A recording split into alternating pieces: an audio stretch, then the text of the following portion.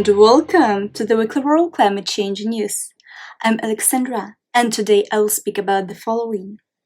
Virtual meetings ahead of COP26, World Bank's climate commitment, urgent large-scale action by leading scientists, Great Barrier Reef in the list of World Heritage in danger, India and South Africa's coal transition scheme, climate change causes famine in southern Madagascar, building construction rules threaten EU climate goals. So shall we begin? Virtual meetings ahead of COP26. A meeting of UN subsidiary bodies over the past 3 weeks has yielded little progress in the way of climate change negotiations. Technical glitches, time zone barriers, and stubborn political will all resulted in little to no action.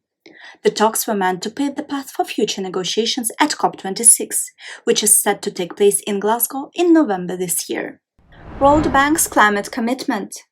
The World Bank will increase its spending on climate change from 28 to 35% and will also provide annual progress report to its board to show how it can help nations meet their respective Paris Climate Agreement targets. The World Bank announced some additional details in its latest 5-year plan, in which the organization is looking to help developing nations to reduce greenhouse gas emissions by helping them in the transition out of coal.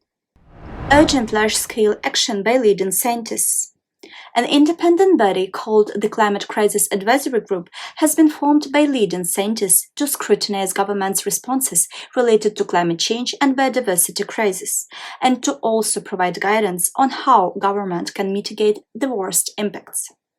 The panel consists of 14 experts from 10 countries and will issue reports every month to address global efforts to solve issues related to climate and biodiversity. Great Barrier Reef in the list of World Heritage in danger. The World Heritage Committee stated that the Australian government has not done enough to protect the world's largest coral reef system from the impacts of climate change. According to their report, the Great Barrier Reef continues to deteriorate and must be included on the list of World Heritage in danger. The Australian plan requires stronger and clearer commitments, in particular towards urgently countering the effects of climate change and also towards accelerating water quality improvement and land management measures. India and South Africa's coal transition scheme. Climate Investment Fund CEO Mafalda Duarte has been tasked with mobilizing private capital to help wean developing countries off coal and create cleaner jobs and tackle climate change. A climate fund is searching for 2 or 3 coal-dependent emerging economies to launch a scheme that will use private funding to expedite the transition to greener sectors. The Climate Investment Fund received up to $2 billion from G7 countries this year to help wean the globe off coal as part of efforts to limit global warming to 1.5 degrees Celsius, the Paris Agreement's most stringent aim. Climate change causes famine in southern Madagascar. Climate change is causing a nutrition emergency in the semi-arid south of Madagascar, which is suffering a prolonged drought. UN World Food Programme Senior Director Amar Daoudi says climate change has increased the average temperatures in the region. As a result, the crops failed. Cattle and goats died from lack of water. Farmers have no seeds to plant fresh crops.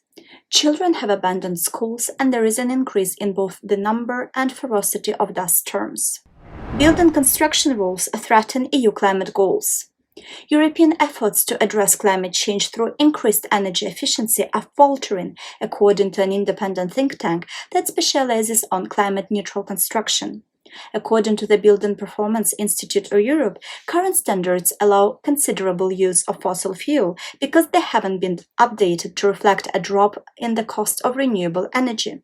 The United Nations Environment Programme urged governments in December to improve and standardize expectations if Europe is to meet its climate goals for 2030 and 2050.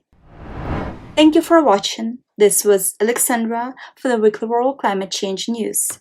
Like, comment, subscribe, and see you here next week.